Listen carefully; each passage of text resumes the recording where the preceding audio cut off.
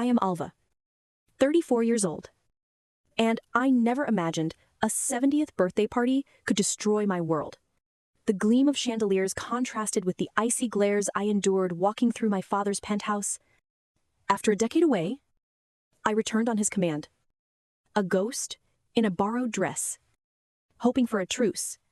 Instead, I witnessed a betrayal so cruel it awakened something I thought had died long ago. Before I tell you how my father tried to erase me, drop a comment with where you're watching from and subscribe for more stories about claiming your power. My father, Marcus Thorne, raised his champagne glass, the crystal gleaming under the gilded ballroom's chandeliers. 200 guests fell silent as he commanded the room with the same cold authority he'd wielded over his venture capital empire for 40 years. He looked directly at me, his eyes devoid of warmth. I stood near the back, feeling the weight of their collective gaze. "We come to my daughter, Alva," he said, his voice sharp as shattered glass. "Who rejected this family to play in the dirt with her little gardens?" The room was dead silent, a vacuum of anticipation. "To you, Alva, I leave exactly what you have contributed to the Thorne legacy." He raised his glass higher. "A king passing sentence? Nothing. Not a single penny. You were never worthy of the Thorne name." The silence lasted 3 heartbeats before the room erupted in applause. A sickening celebration of my public execution. My brothers, Leo and Julian, the perfect princes of finance, clinked their glasses together, smirking in my direction. I turned and walked toward the door, my legs steady despite the earthquake in my chest. Each step was a defiance. Behind me, I heard Leo's voice, amplified by the room's acoustics. "Hope those vegetables keep you warm at night." "Little sister." My hand reached for the massive oak door when a quiet voice called my name, "Alva." "Wait." I turned to see Arthur Finch, my family's lawyer for 40 years. His face a mask of pained sympathy. "Your mother, Eleanor," he whispered, his eyes darting toward the celebrating crowd. "She knew this day would come. She prepared for it 20 years ago." He pressed a thick manila envelope, sealed with burgundy wax bearing my mother's elegant initials, into my numb hands. "She made me swear on my life I would give this to you tonight." Before I could form a word, he squeezed my arm and was gone, melting back into the party. My mother had been dead for 20 years, taken by cancer when I was just 14. Now, 2 decades after her death, she was reaching out from the grave. I sat in my old car, the engine off, the sounds of my own humiliation still ringing in my ears. With a surge of defiance, I tore the envelope open. Her elegant, looping handwriting made my throat close up. I took a deep, shuddering breath and read the first line. "My dearest Alva, if you are reading this, it means your father has finally shown his true nature to the world, and you need to know the truth about why I really died." Asterisk, I had to read it 3 times. The words swimming before my eyes.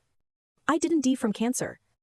My love, the cancer was real, but it was induced. I was poisoned, slowly and methodically, by your father. My relationship with my family was always a battle I was destined to lose.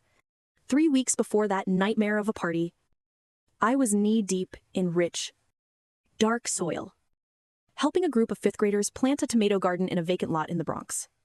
Their school had no funding for fresh food, so my nonprofit, Urban Roots, was building one for them. A little girl named Maria held up a worm to her face, a perfect picture of horrified delight. That's who I am. That's the life I chose. I started it with a small trust fund. My mother left me just $80,000. But it was enough. Everything else I built myself. 1 grant proposal, 1 fundraiser, 1 16-hour day at a time. The morning the invitation arrived, my assistant handed me an expensive, ostentatious, and cold courier envelope. Inside, the message was a command times. Your presence is required. Family duty demands attendance. Asterisk, family duty. I almost laughed out loud. Where was family duty? When my father refused to attend my college graduation because I was wasting my potential on a sociology degree. Where was it when my mother died? And he sent me to a boarding school in another state 3 days after her funeral, telling me thorns do not wallow still. Some instinct inherited from my mother. A quiet whisper in my soul told me this summons was different. I grew up in that penthouse. A gilded cage on the 57th floor overlooking Central Park. It was there. My mother would sneak me books about botany and social justice. There her finger to her lips as she whispered, "It's okay to dream of a different life. My love, a life where you grow things instead of acquiring them." My brothers, Leo and Julian, had taken to the family business like sharks to blood, molded in my father's ruthless image. Then there was me, the daughter who announced at a family dinner she was going to build gardens for the poor. "You're spitting on your mother's memory," my father had said, his voice dripping with contempt. But he was wrong. On her deathbed, her voice a fragile thread, my mother had whispered, "Follow your heart. Alva, it knows the way." The day after the party, I was sitting in my cramped office, staring at my mother's letter, when another courier arrived. This one delivered a thick legal envelope. Inside was a cease and desist letter drafted by my father's new legal team, forbidding me from using the Thorn name in any professional capacity. As if I ever had. Tucked behind it was an eviction notice. My father had bought the Bronx lot our main garden was on. We had 72 hours to vacate. It wasn't enough for him to disown me. He had to salt the earth, to destroy the one good thing I had built for myself. That was his mistake. He thought he was kicking me when I was down. He had no idea he was handing me a reason to burn his entire world to the ground. My hands went numb, the letter falling into my lap. I didn't read another word after that first horrifying revelation. The world tilted on its axis. I pulled out my phone, me fingers fumbling, and called Arthur. He answered on the first ring. "You read it," he said.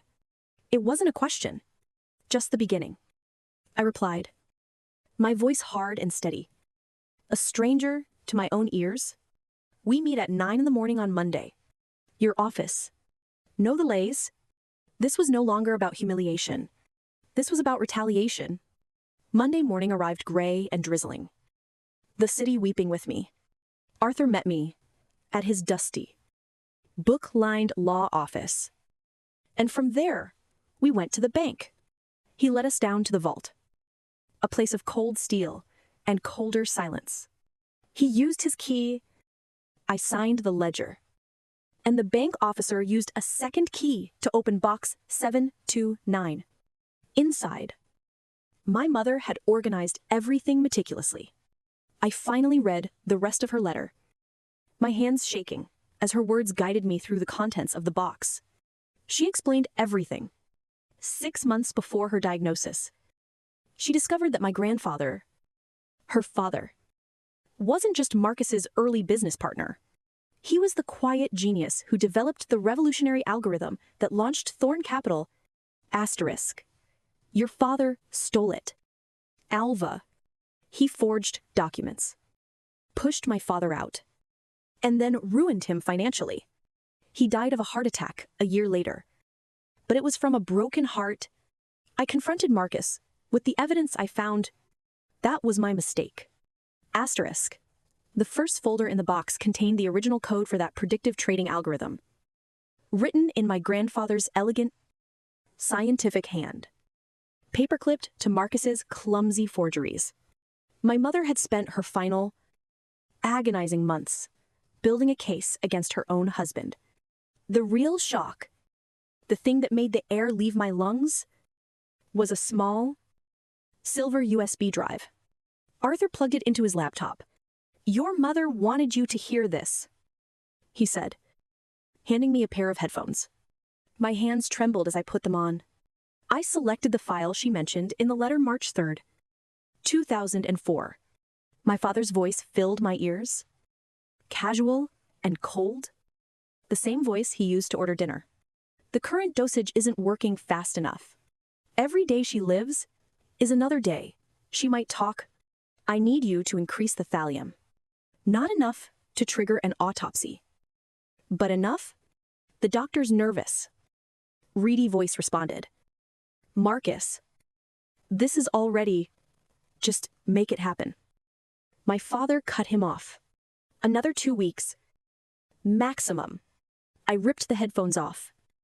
A strangled gasp escaping my lips. My stomach churning with bile. The murder wasn't just a revelation in a letter. It was a recording. It was real. Arthur had already been in contact with an SEC agent. A woman named Diana Riley, who'd tried to investigate my father years ago on insider trading charges but could never make anything stick. One phone call, and she agreed to meet us immediately. The legacy my mother left was more than just proof of a crime. It was an arsenal. In her letter, she explained that she'd transferred the original algorithm rights, which she'd secretly inherited from her father, into a secret trust. Asterisk. The algorithm itself is the foundation of every trading platform Thorn Capital uses. The royalties should have been yours. I've made sure they were collected in a trust under my maiden name, Ellsworth. There's approximately $142 million in the account now. Asterisk. The money wasn't the gift. The truth was, asterisk, inside the safety deposit box. You will find everything. You have a choice. Take the money and live your life free. Or use what I've left you to destroy him. Your father's cruelty isn't because you're worthless, but because you remind him of me, the one person he could never truly control. Asterisk. Agent Riley reviewed the evidence with the focused intensity of a predator who'd been waiting for this moment her entire career. She listened to the recording, her expression hardening into granite. "This is it," she said, her voice low and certain. "This is enough for murder. Fraud. Conspiracy. Marcus Thorn is finished." She wanted to move immediately, to storm the gates of Thorn Capital that afternoon. But I had a different idea. He's taking Thorn Capital public on Friday. It's his crowning achievement. Every investor, board member, and media outlet will be at the stock exchange for the opening bell. Agent Riley looked at me. A slow, dangerous smile spreading across her face. "You want it public. I want everyone who applauded my humiliation to watch him fall."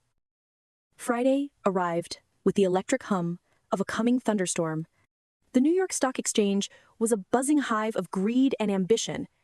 My father stood on the balcony, overlooking the trading floor, flanked by Leo and Julian, ready to ring the opening bell, the ultimate symbol of his triumph.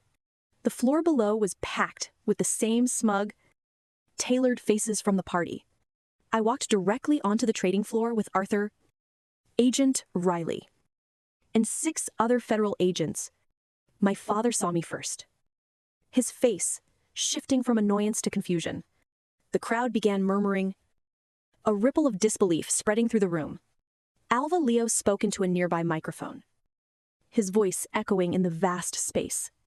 "What, in God's name, are you doing here? Security." I ignored him and walked up the steps to the balcony, Agent Riley right beside me. The entire room falling into a sudden, absolute quiet. "Before you ring that bell, Dad," I said, my voice carrying clearly, "your investors should know something. They should know Thorn Capital is built on stolen technology and on murder." Marcus laughed. That dismissive bark I'd heard my whole life. You, pathetic creature. You're delusional. Not delusional. I have proof. I held up my phone, which Arthur had already connected to the exchange's powerful sound system. My father's voice, my mother's murderer, filled the hall, discussing the need to increase the poison. Horror spread across the faces below, like a contagion. That's fabricated, Marcus shouted. But his voice cracked, betraying him. Agent Riley stepped forward, her badge raised high.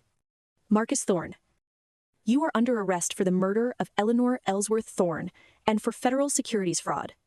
You have the right to remain silent.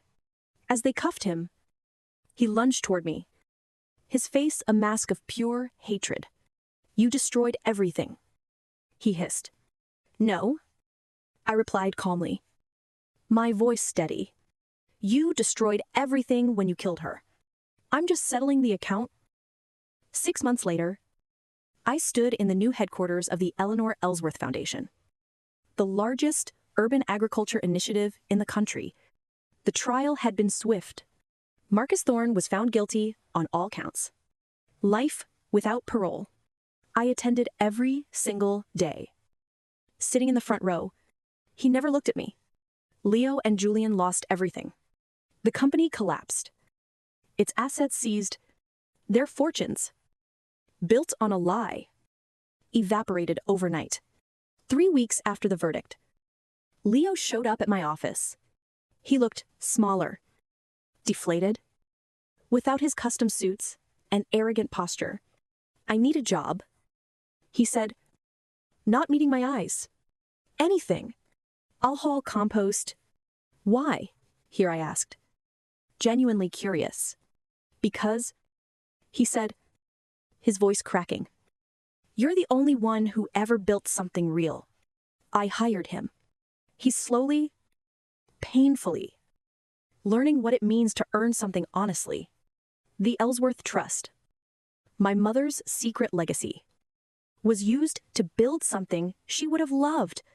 We now fund community gardens and urban farms in over 50 cities. A year after the foundation opened, I received a letter from my father in federal prison. It contained just 3 words. Asterisk. Your mother won. Asterisk. I framed it and hung it in my office. A constant reminder that victory isn't about what you gain, but what you refuse to lose. This morning, I helped a community in Detroit break ground on a new 2-acre farm. A young girl, no older than 10, told me she was excited to finally have fresh strawberries. That girl's smile, the hope in her eyes, was worth more than any inheritance Marcus could have left me. If you're watching this and you've ever been told you're not worthy, that choosing kindness makes you weak, remember this. The compassion my father saw as a weakness became the very strength that brought his empire of cruelty down. Your worth isn't determined by those who reject you, but by what you choose to build in spite of them. My name is Alva Thorne, and I'm the daughter my father said was worth nothing.